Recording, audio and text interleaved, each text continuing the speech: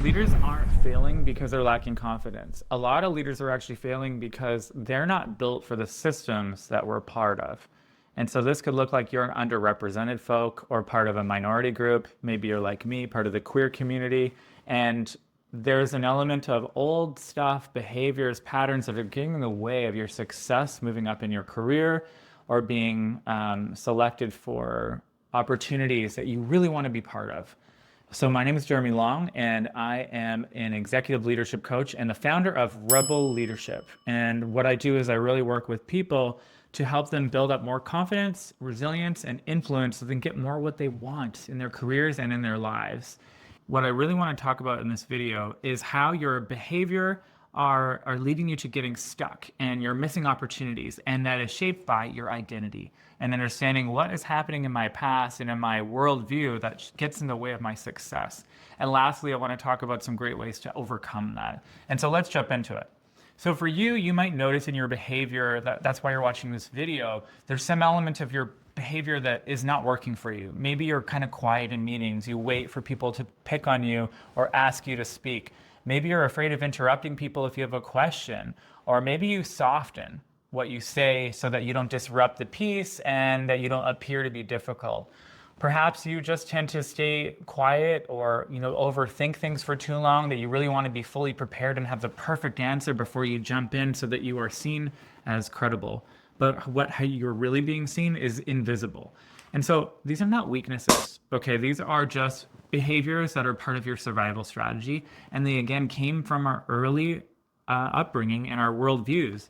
But in leadership, they're leading you to being invisible. So behind these are, unfortunately, some beliefs and some ideologies that, again, are supporting this behavior going wrong. These are beliefs like, well, who am I? Who am I to believe that I have something important to say? I'm not the expert. I don't have that much experience, or really it could be part of just, I'm not good enough to do this.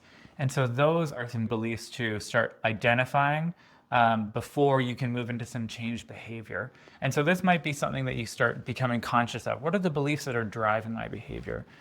So why does this matter? Well, the cost is that you're showing up and you're using language that's not very powerful. Maybe you're apologizing before you speak, or you're, not really speaking with conviction. Perhaps people don't actually see you. You're just one of the many, and you're showing up as competent but not powerful.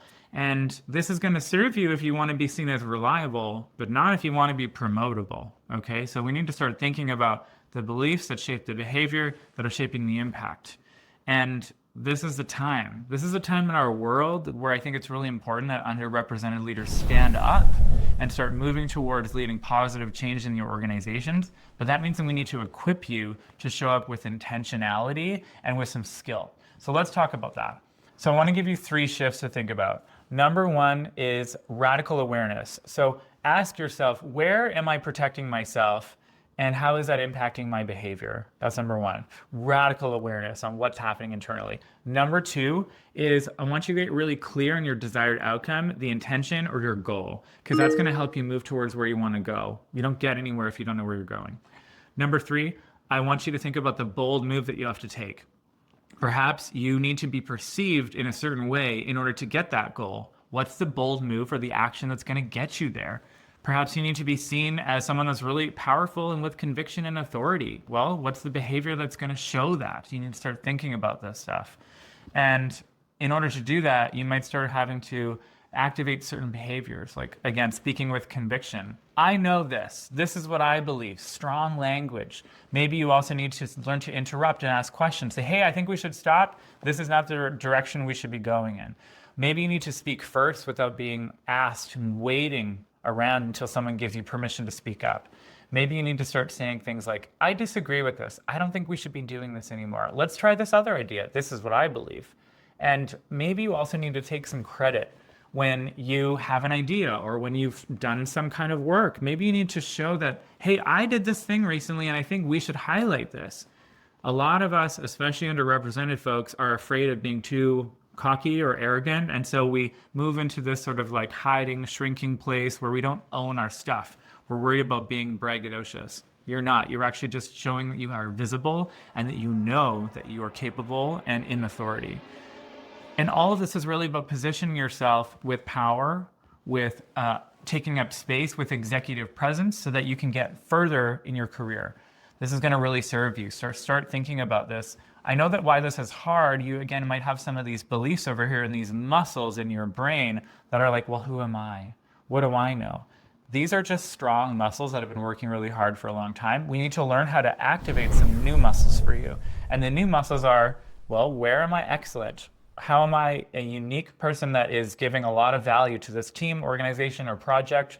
Also, maybe you start journaling and keeping a little bit of an inventory of all the successes, all the accomplishments, all of the great feedback that you've got that show evidence, oh, I know what I'm doing. I know how to step into leadership.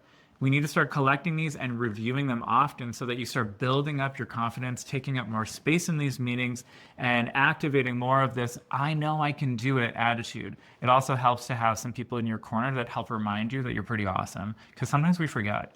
So again, I want you to think about the three things. Have an awareness, like, where is my head taking me into the wrong direction?